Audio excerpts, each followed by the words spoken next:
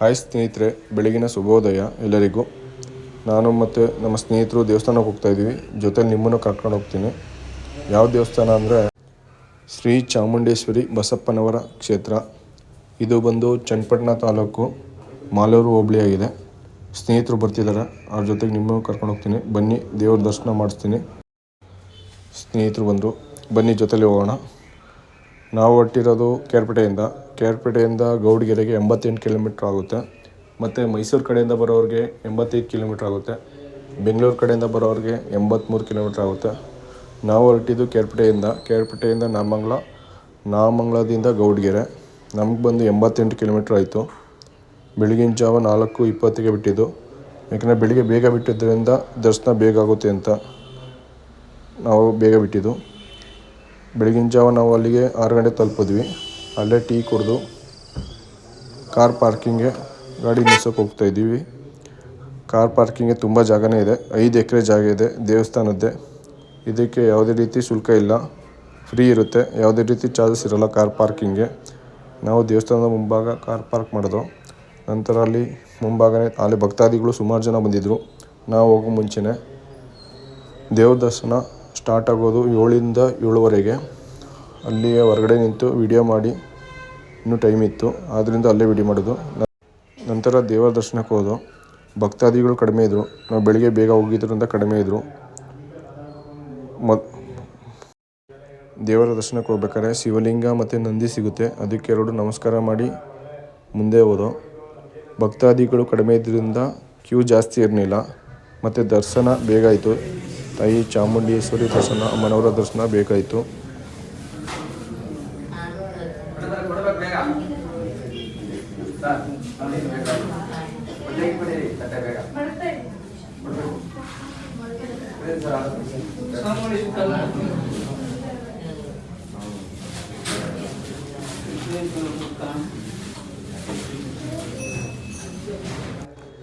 ದೇವರ ದರ್ಶನ ಆದ ನಂತರ ಹೊರಗಡೆ ಇಲ್ಲಿ ತೆಂಗಿನಕಾಯಿ ಕಟ್ಟಿದ್ರು ಭಕ್ತಾದಿಗಳು. ಅವರ ಹರಕೆ ಏನಿದೆ ಅದನ್ನು ಹರಕೆನ ಇಟ್ಕೊಂಡು ಇಲ್ಲಿ ತೆಂಗಿನಕಾಯಿ ಕಟ್ತಾರೆ. 7 ವಾರ ಕಟ್ಟಬೇಕಾಗುತ್ತೆ. ಮತ್ತು ಈ ಗದ್ದಿಗೆ ಸುತ್ತ 7 ಸುತ್ತು ಬಂದು ಬಸಪ್ಪನ ಗದ್ದಿಗೆ ಸುತ್ತ 7 ಸುತ್ತು ಬರಬೇಕು. ಮತ್ತು ಇಲ್ಲಿ ಅಮ್ಮನವರ ವಿಗ್ರಹ ಇದೆಯಲ್ಲ, ಇದು ಪಂಚ ಲೋಹದಿಂದ ಮಾಡಿರೋದು ವಿಗ್ರಹ ಅಮ್ಮನವ್ರದ್ದು. ಅಲ್ಲಿ ತೆಂಗಿನಕಾಯಿ ಕೊಡ್ತಾರೆ. ಅಲ್ಲಿಂದ ಬಂದು ಇಲ್ಲಿ ದೇವರ ಪ್ರದಕ್ಷಿಣೆ ಹಾಕಿ 7 ಸುತ್ತು ನಂತರ ಕೈ ಕಟ್ಟಬೇಕಾಗುತ್ತೆ. ಈ ಬಸಪ್ಪನ ಗದ್ದಿಗೆ ಇದೆಯಲ್ಲ, ಈ ಗದ್ದಿಗೆ ಸುತ್ತ 7 ಸುತ್ತು ಬರಬೇಕು. 7 ಸುತ್ತು ಬಂದ ನಂತರ ತೆಂಗಿನಕಾಯಿ ಕಟ್ಟಬೇಕಾಗುತ್ತೆ. ಮತ್ತು ಇಲ್ಲಿ ಬಸಪ್ಪನ ತೀರ್ಥಸ್ಥಾನ ಇರುತ್ತೆ. ತೀರ್ಥಸ್ಥಾನಕ್ಕೆ ಸೇವಾ ಕೌಂಟರ್ ಇದೆ. ಅಲ್ಲಿ ಟಿಕೆಟ್ ತಗೋಬೇಕು. ಟಿಕೆಟ್ ತಗೊಂಡ ನಂತರ ಕ್ಯೂ ಇರುತ್ತೆ. ಅದಕ್ಕೂ ಅಲ್ಲಿಂದ ಕ್ಯೂ ಬಂದು ಇಲ್ಲಿ ಬಸಪ್ಪನ ಗದ್ದಿಗೆ ಇದೆಯಲ್ಲ, ಅಲ್ಲಿ ತೀರ್ಥಸ್ಥಾನ ಇರುತ್ತೆ. ಎಲ್ಲ ಭಕ್ತಾದಿಗಳು ಇಲ್ಲಿ ಬಂದಿರ್ತಾರೆ. ಕ್ಯೂ ಇರುತ್ತೆ. ಅದರಿಂದ ನಂತರ ಅಲ್ಲಿ ತೀರ್ಥಸ್ಥಾನ ಮುಗಿದ ನಂತರ ದೇವಸ್ಥಾನ ಹಿಂಭಾಗ ಬರುವಾಗ ಶ್ರೀ ಚಾಮುಂಡೇಶ್ವರಿ ಅಮ್ಮನವ್ರದ್ದು ಪ್ರತಿಮೆ ಕಾಣುತ್ತೆ. ಇದು ವಿಶ್ವದ ಅತ್ಯಂತ ಎತ್ತರದ ವಿಗ್ರಹ ಆಗಿದೆ. ಮತ್ತು ಇಲ್ಲಿ ರಾಮ ಸೇತು ತೇಲುವ ಕಲ್ಲಿದೆ. ನೀರಿನಲ್ಲಿ ಮುಳುಗಲ್ಲ, ಇದು ಯಾವಾಗಲೂ ತೇಲ್ತಾ ಇರುತ್ತೆ. ಮಿನಿಮಮ್ ಅಂದರೂ ಇದು 12 kg ಇದೆ. ಇದು ಭಕ್ತಿಯಿಂದ ಎತ್ಕೋಬೇಕಾಗುತ್ತೆ. ಕಲ್ಲನ್ನು ಭಕ್ತಿಯಿಂದ ಎತ್ತು ತಲೆ ಮೇಲೆ ಇಟ್ಕೋಬೇಕು. ತುಂಬಾ ಒಳ್ಳೆಯದಾಗುತ್ತೆ. ಇದು ಬಂದು 4ನೇ ವಾರ ಬರ್ತಿರೋದು. ನನಗೂ ಒಳ್ಳೆಯದಾಗಿದೆ. ಅದಕ್ಕೆ ನಿಮಗೂ ಹೇಳ್ತಾ ಇದ್ದೀನಿ. ಮತ್ತು ಯಾರೆಲ್ಲ ನನ್ನ ವಿಡಿಯೋ ನೋಡ್ತಾ ಇದ್ದೀರಾ, ಪ್ಲೀಸ್ ಸಬ್ಸ್ಕ್ರೈಬ್ ಮಾಡ್ಕೊಳ್ಳಿ. ಮುಂದಿನ ವಿಡಿಯೋ ಮಾಡೋಕ್ಕೆ ಅನುಕೂಲ ಆಗುತ್ತೆ. ನಂತರ ಅಲ್ಲೇ ಆಂಜನೇಯ ಸ್ವಾಮಿಗೆ ನಮಸ್ಕಾರ ಮಾಡಿದೋ. ರಾಮಸೇತು ತೇಲುವ ಕಲ್ಲು ಹಿಂದೆನೇ ಇದೆ. ನಂತರ ಅಲ್ಲಿನ ಮುಂದೆ ಒಂದು ಅನ್ನದಾಸೋಹ ಇದೆ. ಇದು 24 ಗಂಟೆ ಇರುತ್ತೆ ಅನ್ನದಾಸೋಹ ಕಾರ್ಯಕ್ರಮ. ತುಂಬಾ ಚೆನ್ನಾಗಿದೆ ಮತ್ತು ತುಂಬ ಕ್ಲೀನಾಗಿದೆ. ಪ್ರಸಾದ ಚೆನ್ನಾಗಿದೆ. ನಾವಿಲ್ಲಿ ಪ್ರಸಾದನ ಸೇವನೆ ಮಾಡಿ ಹೋಗಿದ್ದು. ನಾವಿದು ಬಂದು 4ನೇ ವಾರ ಬರ್ತಿರೋದು. ಇಲ್ಲಿ ಅನ್ನದಾಸೋಹದಲ್ಲಿ ಚಾಮುಂಡೇಶ್ವರಿ ಅಮ್ಮನವರ ಫೋಟೋಗಳಿದೆ. ಎಲ್ಲದಕ್ಕೂ ನಮಸ್ಕಾರ ಮಾಡಿ ಹಾಗೆ ಮುಂದೆ ಬಂದು ನಂತರ ಹೊರಗಡೆ ಬಂದು ಅಲ್ಲಿ ಇನ್ನೂ ಕೆಲಸ ನಡೀತಿದೆ. ಅಲ್ಲಿ ಒಳಗಡೆ ಸುಮಾರು ದೇವರುಗಳು ವಿಗ್ರಹಗಳಿದ್ದಲ್ಲಿ ಇನ್ನೂ ಕೆಲಸ ನಡೀತಿತ್ತು. ನಾವು ಅಲ್ಲಿ ಪರ್ಮಿಷನ್ ತೊಗೊಂಡು ಕೇಳಿಕೊಂಡು ಒಳಗಡೆ ಹೋಗಿದ್ದು. ನೀವು ಕೇಳ್ಕೊಂಡು ಒಳಗಡೆ ಹೋಗಿ, ಸುಮ್ಮನೆ ಹೋಗ್ಬಿಡಿ. ಅಲ್ಲಿ ಕೆಲಸ ನಡೀತಿದೆ. ವಿಗ್ರಹಗಳಿದೆ ಸುಮಾರು. ಗಣೇಶ, ಆಂಜನೇಯ, ಲಿಂಗ, ಶಿವ, ನಂದಿ ಈ ತರಹ ವಿಗ್ರಹಗಳಿದೆ. ಇದು ಹುತ್ತ.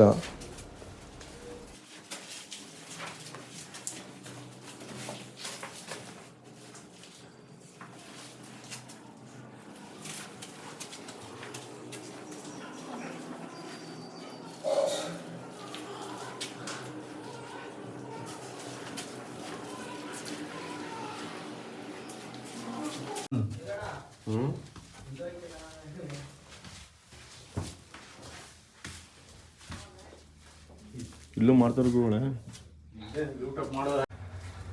ಚೆನ್ನಾಗಿ ಮಾಡೋರು ಕಾಣಲ್ಲ.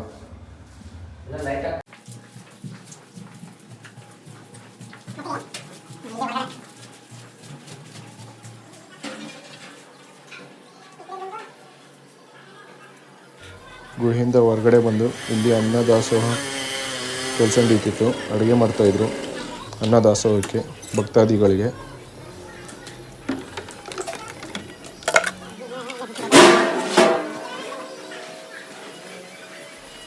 ಹಾಗೆ ಅಲ್ಲಿಂದ ಮುಂದೆ ಬಂದು ತಾಯಿ ಚಾಮುಂಡೇಶ್ವರಿ ಅಮ್ಮನವರ ದರ್ಶನ ಮಾಡೋಕ್ಕೆ ಮೇಲತ್ತುತ್ತಿದ್ವಿ. ಇದು ಬಂದು ಪಂಚಲೋಹ ವಿಗ್ರಹ, ವಿಶ್ವದ ಅತಿ ಎತ್ತರದ ವಿಗ್ರಹ ಆಗಿದೆ. ಅಲ್ಲೇ ಮುಂದೆ ಹೋಗ್ತಾಯಿದ್ರೆ ಸುಮಾರು ದೇವರ ಮೂರ್ತಿಗಳಿದೆ. ಅದಕ್ಕೆಲ್ಲ ನಮಸ್ಕಾರ ಮಾಡಿಕೊಂಡು ಮುಂದೆ ಹೋದೋ. ಮತ್ತು ತೆಂಗಿನಕಾಯಿನ ಇಲ್ಲಿಯೇ ಕೊಡೋದು. ಒಂದು ತೆಂಗಿನಕಾಯಿಗೆ 50 ರೂಪಾಯಿ ಇರುತ್ತೆ.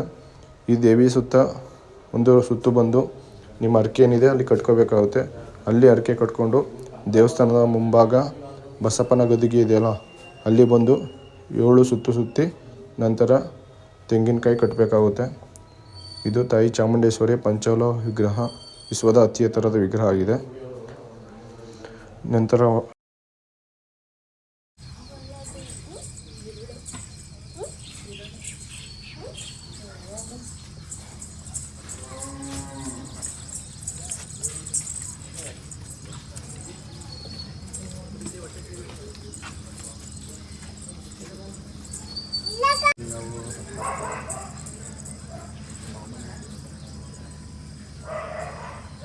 ಮತ್ತೆ ನಾವು ಹೊರಡೋ ಸಮಯ ಆಯಿತು. ತಾಯಿಗೆ ಲಾಸ್ಟಾಗಿ ನಮಸ್ಕಾರ ಮಾಡಿ ಕೆಳಗಡೆ ಬಂದು, ಅಲ್ಲಿ ಉಪ್ಪು ಇತ್ತು ಮುಂದ್ಗಡೆ. ಇದು ಹರಕೆದು ಉಪ್ಪಿನ ಹರಕೆ ಕಟ್ಕೊಂಡವರು ಇಲ್ಲಿ ಉಪ್ಪು ಹಾಕ್ತಾರೆ. ಅದನ್ನು ಅಲ್ಲೇ ಸಿಗುತ್ತೆ. ನಂತರ ನಾವು ಊರಿಗೆ ಹೋಗಬೇಕಿತ್ತು. ಲಾಸ್ಟ್ ವೀಡಿಯೋ ಅಲ್ಲೇ ಮಾಡಿ ನಂತರ ಮುಂದೆ ಒಂದು ಸುತ್ತಮುತ್ತ ಎಲ್ಲ ವೀಡಿಯೋ ಮಾಡಿಕೊಂಡು ಹೋಗಿ. ಇದು ಚನ್ನಪಟ್ಟಣ ತಾಲೂಕು, ಮಾಲೂರು ಹೋಬಳಿ. ಮತ್ತು ಲೊಕೇಶನ್ನ ನನ್ನ ಕೆಳಗಡೆ ಲಿಂಕಲ್ಲಿ ಸೆಂಡ್ ಮಾಡಿರ್ತೀನಿ. ಒಂದು ಸಲ ಹೋಗಿ ನಿಮಗೆ ಗೊತ್ತಾಗುತ್ತೆ. ಅಲ್ಲಿ ಹೋದರೆ ಒಳ್ಳೆಯದಾಗುತ್ತೆ ನನ್ನ ಪ್ರಕಾರ.